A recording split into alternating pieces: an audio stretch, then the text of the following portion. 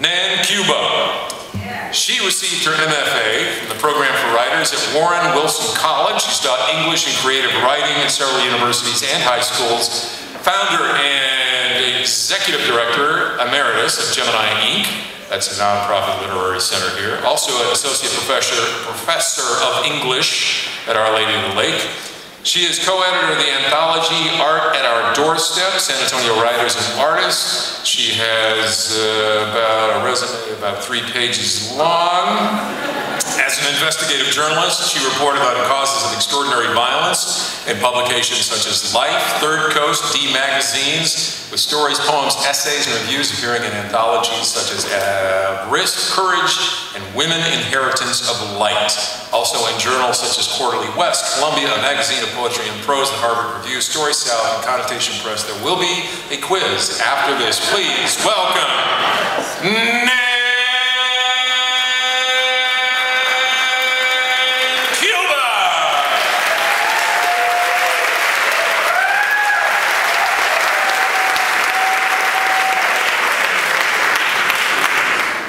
Thank you, Randy.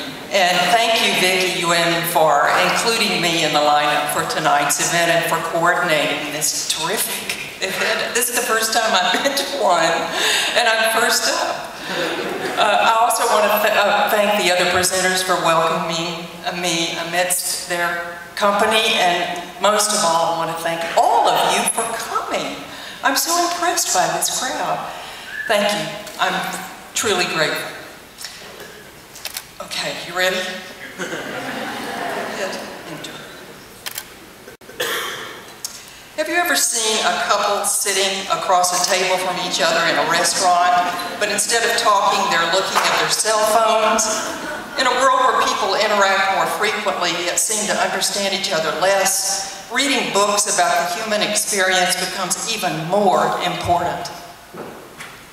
Like Franz Kafka, I believe that literary stories, poems, and essays help us understand experiences outside our own. Literary readers gain the ability to empathize because, as Kafka said, a book is an axe that breaks the frozen sea inside us. A culture's poems and stories ultimately serve to define it. Literature not only chronicles a generation's history, it records that group's values, ways of life, and modes of expression. Literature then gives us our identity. It tells us who we are. I'm so convinced that this is true that I've been a teacher for 40 years, a writer for 30, and the founder of a nonprofit literary center. My younger students have had their poems exhibited at museums and printed inside buses. My university students have pursued their Master of Fine Arts degree or become teachers of creative writing. Why is this significant? Think for a moment. What separates us from other animals? Besides our opposable thumb and ability to stand upright, we are the only animals that use language to communicate. When anthropologists study our civilization's artifacts, which written record would you prefer they find? A Star article about Leanne Rimes' likely divorce, a stock market report, or the selected stories of this year's Nobel Prize winner, Alice Munro? In 2004, the National Endowment for the Arts released an alarming study.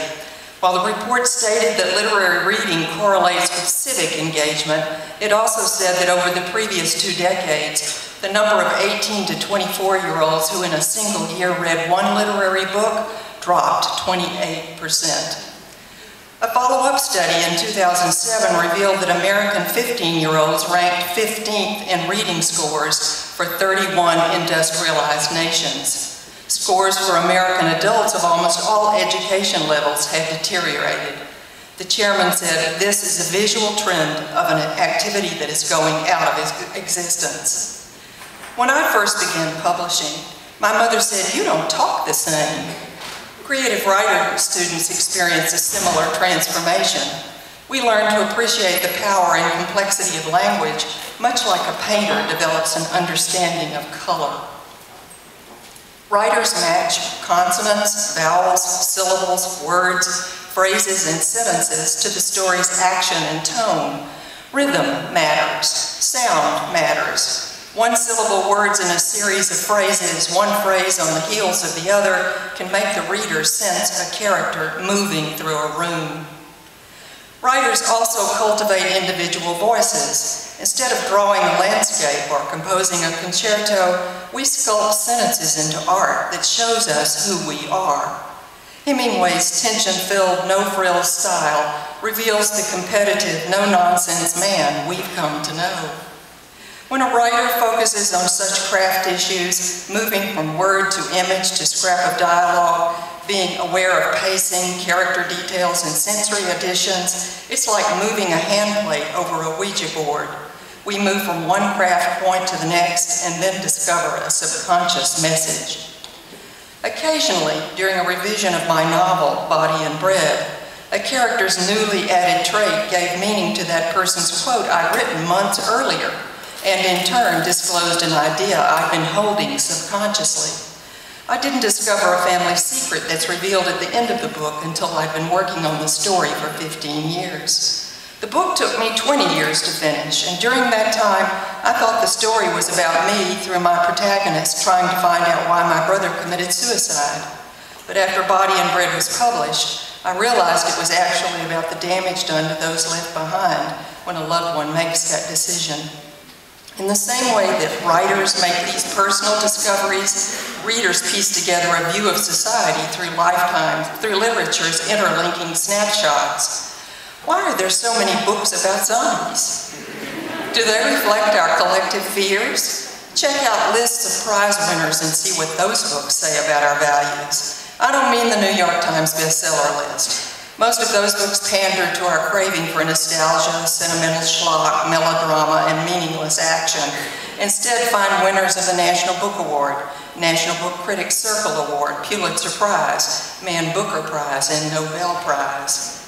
There have been 12 American Nobel winners: Sinclair Lewis, Eugene O'Neill, Pearl Buck, William Faulkner, Ernest Hemingway, John Steinbeck, Saul Bellow, Isaac Bashevis Singer, Czeslaw Milosz, Joseph Brodsky, Toni Morrison, and Alice Munro.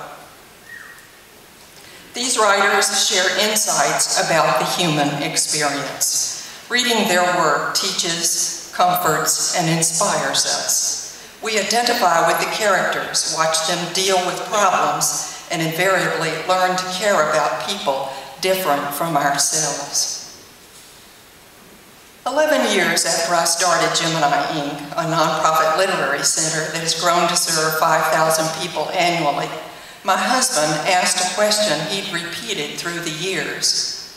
Would you tell me again why we're doing this?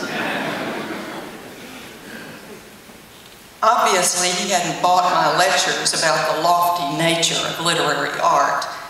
Because, I said, literature teaches people to think. Now, there's something to think about. Thank you.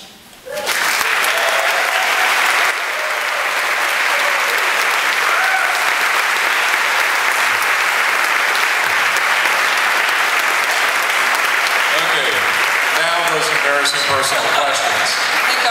No, I neglected to mention earlier, it was in here that you won the 2013 Penn Southwest Book Award for fiction for Body and Bread. And now, tell me about what that means to a writer to get that kind of award.